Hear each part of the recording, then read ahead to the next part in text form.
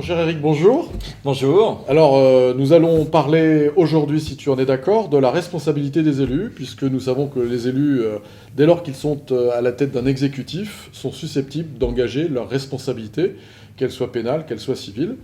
La plupart du temps, on va dire que c'est plutôt par imprudence. Par imprudence, ça veut dire que globalement, on va avoir un équipement sportif qui ne sera peut-être pas aux normes, avec un blessé, une intoxication alimentaire, que sais-je encore, ce genre de problème que rencontre l'élu au quotidien, qu'il soit d'ailleurs maire ou qu'il soit aussi adjoint maire, voire conseiller municipal délégué. Et puis, le sujet qui nous apportera aujourd'hui un petit peu plus précisément, c'est le risque pénal finalement encouru par l'élu, puisque l'élu peut être malgré tout amené à engager sa responsabilité pénale. Alors je pense là, en tant que directeur de l'association des maires, d'une association de maires, je pense à des problématiques, notamment lorsque des marchés publics sont passés, avec tous les conflits d'intérêts, les concussions, des délits de favoritisme. Est-ce que tu peux nous en parler un petit peu plus ? Tu as bien raison. En effet, le problème, c'est que on parle de responsabilité et parfois on mélange un peu tout. Effectivement, parfois, il s'agit d'indemniser une victime. Je vais résumer des choses qui sont un peu compliquées. Presque toujours, in fine, c'est la commune devant le juge administratif. Et ça, c'est quelque chose qui est à gérer, mais séparément des questions pénales. Et effectivement, à côté de ça, il y a le fait de payer sa dette à la société, c'est la responsabilité pénale. Et là, ça tombe parfois sur la commune, en tant que personne morale, mais presque toujours sur l'élu. Alors précisons que la loi était venue inverser la charge de la preuve, puisque les élus devaient, il y a quelques années, montrer qu'ils n'étaient pas responsables. Donc le législateur est venu inverser ce système de charge de la preuve, précisément parce que les élus avaient dit, écoutez, dans ces cas-là, on sait tous qu'on sera un jour responsable de quelque chose, et il n'est pas question qu'on continue d'engager notre responsabilité. Nous, on est au service de nos administrés, on est au service de nos collectivités. On veut bien servir, mais en même temps, si en permanence il y a une épée de Damoclès qui pèse sur notre responsabilité, on n'est pas d'accord. Et donc le législateur, dans ce cas-là, a inversé la charge de la preuve. Exactement. Oui. C'est d'autant plus important que c'est l'AMF qui a beaucoup travaillé là-dessus. L'Association des maires de France. Effectivement, il y a 21 ans, pour cette sorte d'inversion de la charge de la preuve, pour toutes les infractions d'imprudence ou de négligence. Et puis ensuite, il y a eu la fameuse loi Fauchon, dont on parlera tout à l'heure, de 2000, mais où l'Association des maires de France, ou des sénateurs proches de celle-ci, ont porté ce débat. Mais tu m'interrogeais, donc il y a bien deux choses. Il y a une part, zut, je ne l'ai pas fait exprès, une infraction de négligence, infraction d'imprudence, dont on parlera tout à l'heure, et pour lesquelles il y a Il y a plus toutes ces protections qui ont été faites pour éviter qu'à la moindre difficulté, les élus voient leurs responsabilités engagées.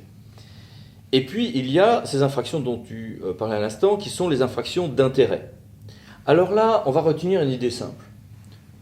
Le maire, l'adjoint maire, le conseiller délégué, comme tu le disais, se retrouve en charge d'affaires publiques. Et vous vous retrouvez à passer des marchés publics, à travailler dans des secteurs où peut-être les intérêts d'associations que vous présidez ou les intérêts de membres de votre famille se retrouvent peut-être en interaction avec les intérêts publics qui sont mis à votre charge, sous votre protection. Eh bien, on va retenir une idée simple. Il y a énormément d'infractions. Il y a une infraction qu'on connaît tous, c'est la corruption. Il n'y a quasiment jamais de cas de corruption. Pourquoi ? Parce que pour qu'on ait une corruption, il faut que quelqu'un représentant l'intérêt privé donne quelque chose contre un avantage injustifié, contre une décision qui aura été faite pour favoriser cet intérêt privé. Il faut qu'il y ait un pacte de corruption. Mais alors, comme on n'arrive pas à prouver les pactes de corruption, aujourd'hui, depuis 20-30 ans, les juges ont fini par taper très très fort quand il n'y a qu'une seule des relations. Je vais prendre un exemple. Vous recevez un cadeau. On reçoit un cadeau. Ouais. Mais si c'est d'une société, si c'est une société commerciale qui fait ce cadeau, une SA, eh bien ce cadeau, soit on va dire que c'est dans le cadre d'un marché public, et là, c'est une corruption doublée d'un délit de favoritisme, et on est mal, soit c'est un cadeau tout court. Oui, mais une société commerciale n'a pas le droit de donner de cadeau. Alors, voilà. Du coup, c'est un abus de biens sociaux, et l'élu qui le reçoit est un receleur d'abus de biens sociaux. Alors, vous allez me dire, mais on va où là ? Et c'est-à-dire que cette période des vœux un peu propice est une période à risque pour les élus, puisque C'est une nous période recevons à des risque. vœux, des boîtes de chocolat, une petite bouteille. C'est-à-dire que d'un strict point de vue juridique, si on veut être un peu bébête, mais parfois dans la presse ou un juge peut très bien se mettre à tout d'un coup avoir un petit moment de rigidité, eh bien oui, il n'y a pas de cadeau à recevoir d'une société anonyme, point. Alors ça veut dire qu'on reçoit une boîte de chocolat, allez, on garde la boîte de chocolat, mais bon. On reçoit un cadeau un peu onéreux. Alors je ne sais pas ce qui est un peu onéreux, à chacun de voir, mais on reçoit un cadeau un peu onéreux. Voilà, c'est pas une boîte de chocolat, c'est une caisse de champagne. Vous n'êtes pas censé recevoir un cadeau, mais si vous faites un remerciement comme quoi ce don au CCAS touche grandement l'élu que vous êtes et que réellement vous le transférez au CCAS sans boire les bouteilles au préalable, il n'y a pas de difficulté. En réalité, juridiquement, l'infraction est constituée, mais bon, personne n'ira vous embêter. C'est de la même manière qu'un commercial, quand il va démarcher une entreprise, va aussi faire la promotion de ses produits en donnant des échantillons. Ça, les échantillons, on a le droit. D'accord. Le code des marchés publics a été modifié il y a quelques années, on a le droit. Donc, précisons-le alors. Mais si l'échantillon, c'est une caisse de champagne, ça va commencer à être limite. Mais moi, j'ai eu une affaire, par exemple, d'un élu qui accepte des arbres pour son jardin personnel. Pas de chance, les arbres s'avèrent avoir une certaine valeur, recèlent l'abus de biens sociaux. Il faut peut-être avoir aussi un petit peu de bon sens, parce que dès lors qu'on vous donne quelque chose, quand on donne quelque chose à quelqu'un, un élu particulièrement, il faut quand même que cet élu soit prudent. Voilà. Donc on retient une idée simple. Un petit cadeau, pas de problème. Un cadeau un peu plus élevé, de somme un peu plus élevée, on l'accepte au nom du CCAS ou des œuvres ou du comité des œuvres sociales et hop là, tout va bien. Le voyage, le stylo de valeur ou autre, Très très prudent. Voilà, on renvoie ce bien en lettre recommandée en disant ce geste me touche, mais je ne peux pas, étant donné mes fonctions publiques, l'accepter. Dites-vous bien, vous le savez, que le but n'est pas seulement de ne pas être condamné. Le but, c'est d'éviter qu'on soit dans une situation suffisamment ambiguë pour qu'il y ait une instruction pénale qui soit diligentée et que derrière, votre vie soit littéralement pourrie par la presse et vos concitoyens pendant 1 an ou 2 ans, le temps que l'affaire soit close. Voilà, parce qu'on sait tous qu'effectivement, ça fait les gros titres, prise illégale d'intérêt. D'ailleurs, la plupart du temps, il est à noter que les journalistes utilisent ces termes parce que c'est ronflant, ça sonne bien. Ils ne savent pas ce qu'il y a derrière. Ils ne savent pas du tout les conséquences juridiques qu'ils peuvent avoir derrière. Les élus, par contre, eux, ils sont effectivement acculés. Et puis, dès lors que l'élu est relaxé ou qu'il n'a même pas été inquiété, eh bien, ça fait les petits titres en dernière page du journal.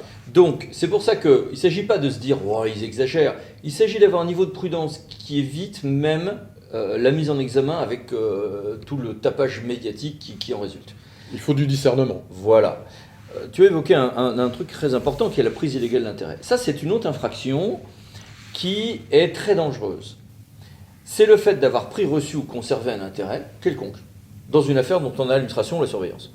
Alors, ça va loin. Évidemment qu'un élu qui va commencer tout d'un coup, je ne sais pas moi, par exemple, il y a eu des condamnations pour des élus qui avaient totalement élargi et refait de la voirie, mais en s'arrêtant pile à leur maison et en ayant transformé ceci en DFCI pour qu'il y ait une sécurité incendie conduisant à l'eau potable allant chez eux. Alors DFCI, on va peut-être préciser. C'est des dessertes de forestières de lutte contre l'incendie. Et donc, mais le problème c'est que ça se voit, c'est du bon sens. Ce qui est plus surprenant, c'est qu'il y a des élus qui ont des problèmes parce que, par exemple, ils présidaient une association et que, en tant qu'adjoint au sport, ils se donnaient à eux-mêmes, à l'association qu'ils président, une subvention. Alors précisément, si tu permets, je suis amené régulièrement à informer, à alerter, à attirer l'attention des élus. Encore récemment, j'ai répondu aux questions d'une élue qui se retrouvait finalement présidente d'une association. Le maire était vice-président de cette association et le trésorier était conseiller municipal. et c'était un comité des fêtes, donc comité des fêtes qui avait en charge l'animation, bien évidemment, de la vie sociale et municipale. Alors dans ce cas-là, effectivement, je dis à l'élu tout de suite, attention, parce que là on est à la prise illégale d'intérêt, voire la gestion de faits. Alors une collectivité peut subventionner une association, mais il faut laisser quand même une marge de manœuvre à l'association. Dès lors que le président est un élu, que le maire est membre du conseil d'administration et que le trésorier lui-même est un élu, il n'y a plus aucune liberté, et on en arrive au contournement des règles de la comptabilité publique. Alors, qu'est-ce qu'on peut faire dans ce cas-là ? On essaye de dissoudre l'association. C'est pas on essaye, on dissout l'association, on fait une assemblée générale extraordinaire, et puis on réimpute les financements, le boni de liquidation, on le réimpute dans le budget municipal, et là, il n'y a pas de difficulté. Alors, rappelons effectivement... Ou alors, on rend l'association plus autonome. C'est-à-dire, soit on la réintègre, soit... il faut clarifier la règle. Voilà, soit c'est une association autonome, elle devient autonome, soit je la réintègre. Tu as raison. Sachant que malheureusement, ou heureusement, je ne sais pas, les associations font aussi beaucoup l'animation des collectivités, mais que dans notre quotidien, on sait tous, même si nous informons l'ensemble des élus régulièrement, qu'il y a encore de nombreuses associations dont l'objet devrait être, et le budget, devrait être remunicipalisé, qui ne le sont pas. Pour autant, toutes ne sont pas en situation illégale. Alors, j'ai aussi un autre exemple, les CCAS. Établissements administratifs autonomes du conseil municipal, qui sont amenés, par exemple, à subventionner des associations de portage de repas à domicile.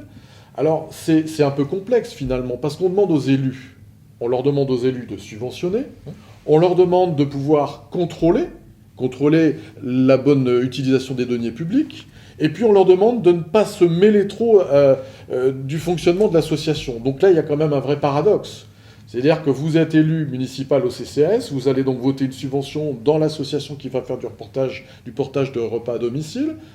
Et puis, si vous vous retrouvez président de cette association, vous êtes en plein dans l'illégalité. Exactement. C'est quand même compliqué. Moi, je vais retenir, c'est compliqué, tu as bien raison. Je vais retenir une règle simple. Si vous êtes simplement conseiller municipal, même pas délégué dans la matière concernée, et que vous êtes concerné par ce qui se passe pour une association, ça peut être aussi une mise en ça peut être aussi des nouvelles parcelles mises en constructibilité par une révision du PLU, ou ce genre de choses. C'est tous les domaines de la vie locale. Eh bien, si vous êtes concerné, vous êtes conseiller municipal, vous sortez de la salle, alors vous allez me dire, oula, ça fait honteux. Non, on dit, attendez, pour aller jusqu'à éviter la moindre rumeur, je sors de la salle pour pas qu'on me dise que j'ai participé à une décision qui aurait pu peut-être indirectement me concerner. Dit comme ça, au contraire, c'est clean. Il y a quelques années, le Sénat, en première lecture, avait voté une loi, une proposition de loi qui tendait justement à distinguer l'intérêt général de l'intérêt public, de l'intérêt privé. Donc intérêt général d'un côté, intérêt privé. Malheureusement, les députés ne l'ont pas repris cette notion, ce qui aurait été finalement bien utile, parce que là, dans le cas dont je parlais tout à l'heure des CCAS, on est dans l'intérêt général, on siège en tant qu'élu pour contrôler la bonne utilisation des deniers publics qui ont été versés dans la subvention. Malheureusement, le législateur n'a pas été jusque-là. Oui, dans l'infraction aujourd'hui, qui est l'article 432-12 du Code pénal, est clairement excessif. Il y a besoin de l'assouplir. Simplement, il faut beaucoup de courage politique pour l'assouplir, parce que ça donne l'impression auprès de nos concitoyens qu'on se donne un blanc-seing, qu'on se donne des marges de manœuvre, alors qu'en réalité, c'est vraiment cette infraction qui est excessive. Là encore, je suis persuadé que si nos compatriotes connaissaient plus le dossier, certes qui est technique, qui est juridique, mais s'ils le connaissaient un petit peu plus que de la manière dont il est jeté en pâture par les médias régulièrement sur ce genre d'infraction, je pense que les gens seraient tout à fait partisans et comprendraient parfaitement cette distinction entre l'intérêt général, on gère, et l'intérêt privé. L'intérêt privé, bien sûr, on en tire un bénéfice. Il y a un élu qui a été condamné, un maire qui a été condamné, par exemple, pour ne pas avoir demandé... Vous voyez, il y a un gars qui a son garage. Oui. Le garage, il met ses voitures sur le trottoir. Si c'est le trottoir, il faut percevoir une redevance d'occupation du domaine public. Effectivement. Bon, on est dans un village, personne n'a jamais pensé à demander à récupérer des redevances d'occupation du domaine public parce que le gars il met ses voitures d'occasion sur le trottoir. Le maire arrive, le garagiste c'est son neveu, l'en-maire précédent ne prenait pas de redevance non plus, le nouveau maire ne le fait pas, on lui dit « t'as favorisé ton neveu en ne demandant pas de redevance ». C'est à la fois une prise égale d'intérêt et une concussion qui est une autre infraction. Parce que dans notre secteur, il y a beaucoup d'infractions avec lesquelles on peut jouer. C'est un jeu pervers, mais on est joueur. Eh bien, l'élu a été condamné. Il y a une autre infraction d'intérêt qui est importante, c'est le délit de favoritisme. Alors ça porte mal son nom, d'ailleurs c'est pas le nom que ça a dans le code, parce qu'on croit que ça veut dire, il ne faut pas que je favorise une entreprise. Non, non. Dès qu'on viole une règle de concurrence et de publicité pour un marché public, pour une concession, ou pour tout contrat avec mise en concurrence, vient de nous dire la Cour de cassation l'année dernière, eh bien, si je le fais exprès ou que je suis supposé l'avoir fait exprès, allez, hop là, l'infraction est constituée. Alors on va obtenir une idée simple. Il y a des sociétés qui sont très fortes pour vous dire qu'on peut acheter, je ne sais pas moi, leur banc, garantie anti-vagabondage, sans mise en concurrence parce qu'il y a un brevet spécial. Bah bien sûr. Que je peux faire tel ou tel contrat sans mise en concurrence ou alors avec une mise en concurrence assouplie. Parce que bien sûr. Mais bien sûr, je peux pouvoir régulariser telle absence de documents dans la première offre de... Parfois c'est vrai. Parfois c'est vrai. Mais renseignez-vous, sans parier inaccessible, mais renseignez-vous. Prudence. Prudence. Et si quelqu'un vous donne le conseil, vous écrit, mais oui, bien sûr, vous pouvez le faire, pas de problème. Vous gardez dans un coin le nom, le fait que tel avocat, l'association des maires, tel conseil vous a dit, mais bien sûr, il n'y a pas de problème. Et comment dire, ce conseil ne peut pas être l'entreprise elle-même. C'est une règle de bon sens. Mais... Pour le favoritisme, vous n'aurez de condamnation que si vous avez fait exprès. Donc si quelqu'un, un sachant, vous a dit que vous pouviez faire comme vous avez fait, bah, d'abord les médias seront vous aurez une réponse toute prête, efficace vis-à-vis des médias, et vis-à-vis du juge, vous aurez beaucoup moins de risques d'avoir une mise en examen. D'ailleurs, parfois, on a des dossiers, nous, en tant qu'avocats, où on a des vrais détournements, des gestes qui font des bêtises, etc. Est-ce que le maire a laissé faire et il sera poursuivi au minimum ou est-ce qu'il, pour négligence, voire il y a eu des cas de maires poursuivis pour complicité tellement ils n'avaient pas contrôlé ce qui se passait chez eux. La délégation n'exclut pas le contrôle, dit-on. Exactement. C'est vrai dans ce cas-là aussi. Mais en même temps, ceux qui ont réussi à dire qu'ils contrôlaient ou qu'ils avaient été raisonnablement prudents en n'étant pas des spécialistes du droit, c'est pas le boulot du maire que d'être juriste. Ah bah alors dans ces cas-là, ils se retrouvent juste témoins, voire victimes, et ça change tout. Il faut qu'il puisse justifier de sa bonne foi. Au-delà de la prudence, on peut aussi souscrire des assurances. Il existe des assurances spécifiques, alors on ne va pas les citer, mais enfin toutes les grandes compagnies d'assurance aujourd'hui proposent, et qui sont tournées plutôt vers les élus locaux, proposent des assurances, responsabilité civile, garantie de protection juridique, qui pour certaines d'entre elles, dès lors que vous souscrivez, et rappelons-le, sur vos deniers, mesdames et messieurs les maires, mesdames et messieurs les présidents d'exécutifs, c'est sur vos propres deniers que vous devez souscrire cette assurance responsabilité civile, et sachant que dans certaines circonstances, vous couvrez en même temps l'ensemble de vos vice-présidents, si vous êtes président d'un exécutif ou maire, et l'ensemble de vos adjoints et conseillers municipaux ayant reçu délégation. C'est important. Alors pourquoi ? Parce que c'est un principe qui est comme ça, mais ces garanties-là sont quand même bien utiles, ne serait-ce qu'aussi, par exemple, dès lors que vous allez devoir reconstruire votre image. Parce que si vous avez été accusé injustement de délit de favoritisme ou que votre nom a été jeté en pâture à la presse, eh bien, il faudra reconstruire votre image, parce qu'il y aura la presse, il y aura les médias, il y aura les réseaux sociaux, et c'est aussi une conséquence pour vous sur votre future action politique et votre vie privée. Alors vous allez me dire, oui, mais la commune est censée prendre en charge la défense et l'assurance, non pas l'assurance, mais la défense du maire. Oui, mais pas dans tous les cas, même cas que ceux où on peut s'assurer, et puis parfois on peut se retrouver mis en cause à un moment donné où on n'est plus maire de la commune. Absolument, j'ai un cas récent. Oui. Voilà, et là on est bien content de s'être assuré pour ne pas entamer un bras de fer compliqué avec la commune. Et puis il y a un deuxième point qu'on évoquait tout à l'heure, ce sont tout ce qui est infraction par négligence ou imprudence. Absolument. Et là, l'AMF a été très active. En 1996, puis en 2000, des textes ont été adoptés. Alors, on va retenir une idée simple. Tout le monde a en tête l'affaire du DRAC. Des enfants meurent, visitent en péri ou en parascolaire, je ne sais plus. On est en aval d'un barrage. Est-ce que c'est EDF qui n'a pas bien fait son travail et en vérifiant qu'il n'y ait pas de danger? Est-ce que c'est le maire qui aurait dû plus se prévenir sur les risques? Est-ce que c'est les organisateurs?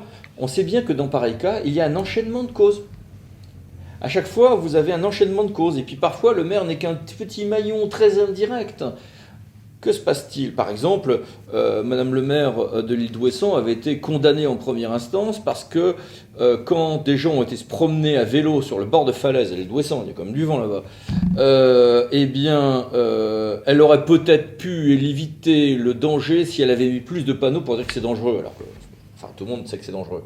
Oui, mais elle était un maillon dans l'enchaînement. Voilà, les gens auraient eu un panneau, peut-être qu'ils se seraient dit que.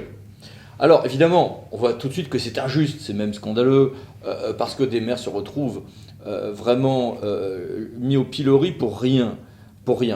Pour des drames, mais pour des drames, comment dire, qu'ils sont à 1000 lieues d'avoir pu prévenir pour de vrai.